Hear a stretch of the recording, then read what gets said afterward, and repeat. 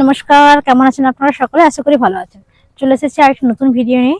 আজ আমি আপনাদের রান্নার রেসিপি দেখাবো না। সামনে তো 25শে ডিসেম্বর, তাই জন্য তো প্রত্যেকটা বাড়িতেই মায়েরা বা দিদিরা যে হোক কেক তো বানাবেন সকলে। এই কেক বানানোর মেন উপকরণ হচ্ছে টুটি ফুটি।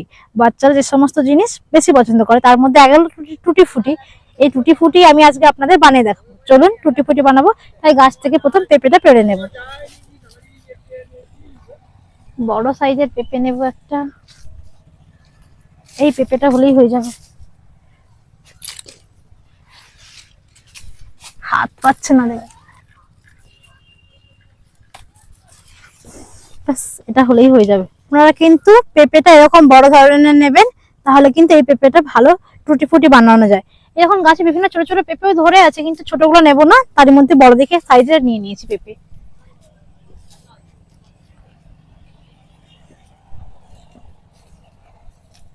চলুন এবার বাড়িতে যাই, বাড়িতে গিয়ে এই পেঁপেটা টুটি ফুটি বানিয়ে আপনাদের দেখাবো।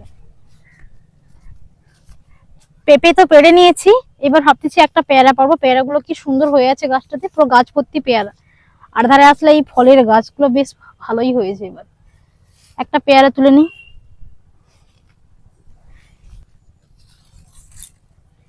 ছোট সাইজ হলে কি হবে, প্রত্যেকটা পেয়ারা বেশ ভালো।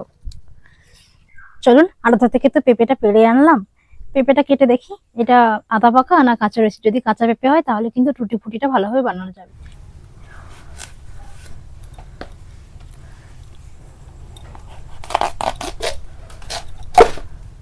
দেখেছেন, যা বলেছি তাই। কোনো ব্যাপার না, এটাতে হয়ে যাবে। এর থেকে আরো বেশি পাকা হলে তখন কিন্তু আর হতো না। কেটে নেই।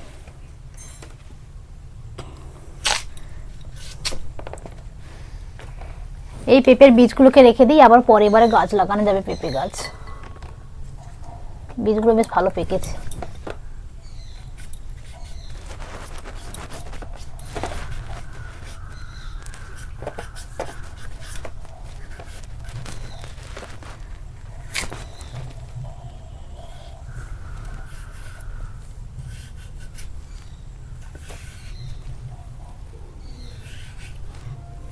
এই দেখুন আমি লম্বা লম্বা করে কেটে নিয়েছি।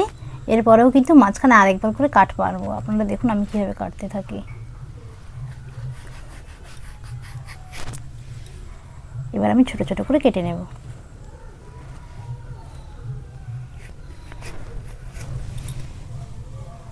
এরকম ছোট ছোট করে কিন্তু প্রত্যেকটা পেঁপে কেটে নেব।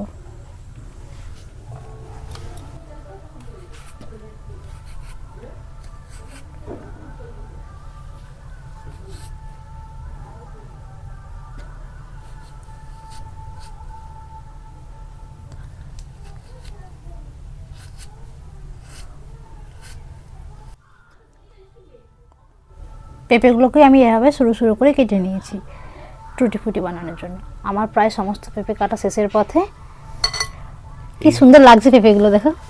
আপনারাও কিন্তু এভাবে চৌকো চৌকো করে পেঁপেগুলোকে কেটে নেবেন। চলুন পেঁপেগুলো তো কাটা হয়ে গেছে, এবার এগুলোকে ধুয়ে নিই। কলপাড়ে এসে গেছি, পেঁপেগুলোকে ধুয়ে নেব। পেঁপেগুলো কিন্তু দারুণ লাগছে, ঝুড়ো ঝুড়ো করে পেঁপেগুলো।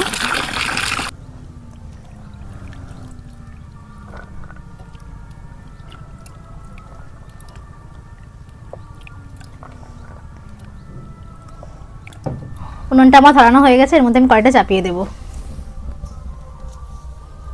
আপনারা সবসময় তো আমার ছেলেকে দেখেন।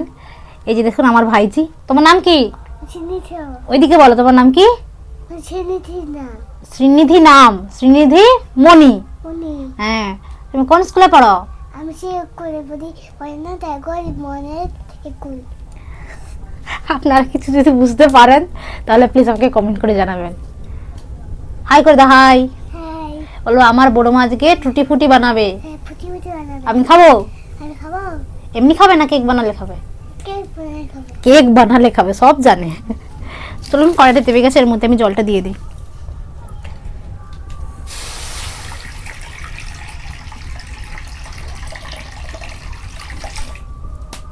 জলের মধ্যে এই টুকরো করে রাখা পেঁপেগুলো দিয়ে দেব।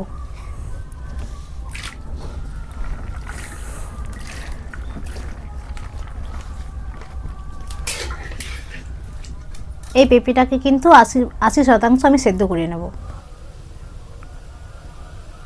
পেঁপেটা বোধহয় সেদ্ধ হয়ে গেছে, দেখে নিই একবার ভালো করে কতটা হয়েছে। হয়ে গেছে। পেঁপেটা 80% সেদ্ধ হয়ে গেছে। এর মধ্যে আমি 1 থেকে 2 করক ভিনিগার দিয়ে দেবো। 1 চিপি 2 চিপি ভিনিগারটা দিয়ে আমি 3 থেকে 4 মিনিট ফুটিয়ে নেব। পেঁপে সেদ্ধ হয়েছে, এটা আমি নাম করে নেব।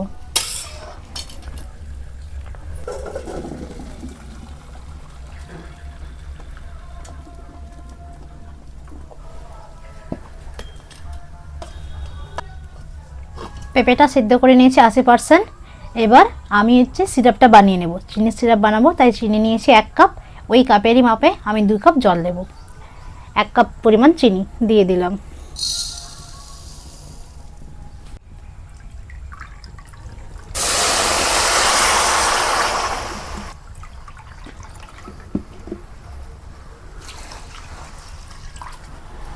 এবার ভালো করে আমি চিনির সিরাপটা তৈরি করে নেব। চিনির জলটা কত সুন্দর মেল্ট হয়ে গেছে। এবার আমি সেদ্ধ করে রাখা পেঁপেগুলো এর মধ্যে দিয়ে দেব।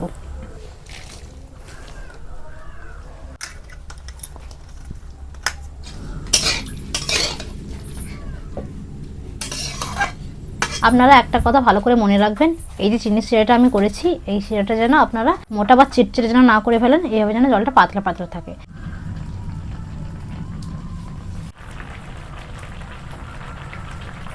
টুটি ফুটিগুলোর কালার একবার দেখুন, কতটা সুন্দর কালার এসেছে।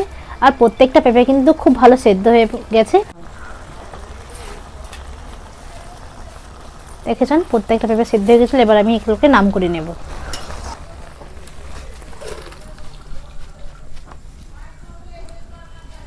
এই টুটি ফুটিগুলো দেখুন কত সুন্দর মিষ্টি সিরা টেনে নিয়েছে, কত সুন্দর ঝরঝরে হয়ে গেছে। এবার এগুলোকে বাটিতে ঢেলে নেব।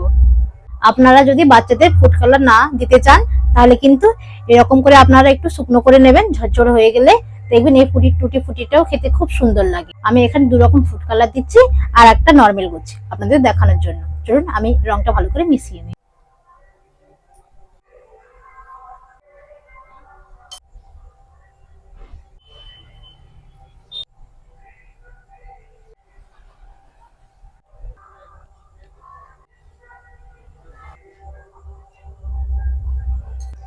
এবার এই টুটি ফুটির মধ্যে আমি হলুদ রংটা দিয়ে দেব। আমি টুটি ফুটির মধ্যে ফুড কালার মিশিয়েছি। 1 ঘন্টা হয়ে গেছে। চলুন এবার ঢেলে দেখি কতটা ঝরঝরি হয়েছে, রংটা কতটা গিয়েছে। টিস্যুর মধ্যে মেলে দেব। রংগুলো বেশ ভালো ধরেছে। প্রত্যেকটা টুটি ফুটি কিন্তু বেশ ঝরঝরি হয়েছে। এভাবে আপনারা একবার বাড়িতে বানিয়ে দেখবেন, আর দোকানের টুটি ফুটি কেনা লাগবে না। বাচ্চারা তো প্রায় সময় বায়না করে যে টুটি ফুটি খাবে, এরকম দিলেই হয়। লাল রংটা তোমার হয়ে গেছে। একইভাবে হলুদ রঙের টুটি ফুটিটাও ঢেলে দেখি রংটা কতটা গিয়েছে ভেতরে। প্রত্যেকটা রঙই কিন্তু বেশ ভালো গিয়েছে ভেতরে। টুটি ফুটিগুলো বেশ ঝরঝরি হয়েছে। শীত তো চলেই এলো, এবার তো প্রত্যেকটা বাড়িতে নিশ্চয়ই কেক বানানো হবে। আর কেকে তো টুটি ফুটি দিতেই হবে, বাচ্চা থেকে বড় সকলের প্রিয় এবং খেতেও খুব ভালোবাসে। এবং আপনারা তো দেখলেন আমি আপনাদের কত কম সময়ে এই টুটি ফুটি বানিয়ে দেখেছি। আপনারা কিন্তু এভাবে বাড়িতে বানিয়ে রেখে দেবেন, এটা কিন্তু প্রায় 8 থেকে 10 মাস রয়ে যাবে। এই টুটি ফুটির মধ্যে কিন্তু আমি কোনো ফুড কালার মেশাইনি, এটা প্লেনই সাদা। এটা রেখেছি আমি আমার ছেলের জন্য। ও সবসময় তো কেকের বায়না করে, ও যতবারই কেক খাবে আমি এটা দিয়েই বানিয়ে দেবো বলে আমি একটু বেশি করে রেখেছি। এটাও মেলে দিই আবার একই সঙ্গে।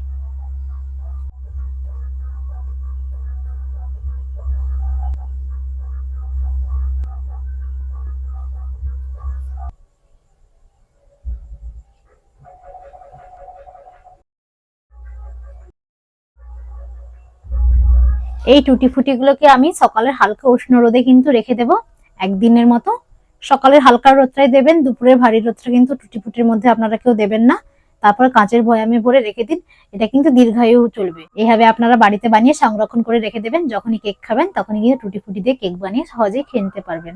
নমস্কার, এই বলে আমার এই ভিডিওটা আমি এখানেই শেষ করছি।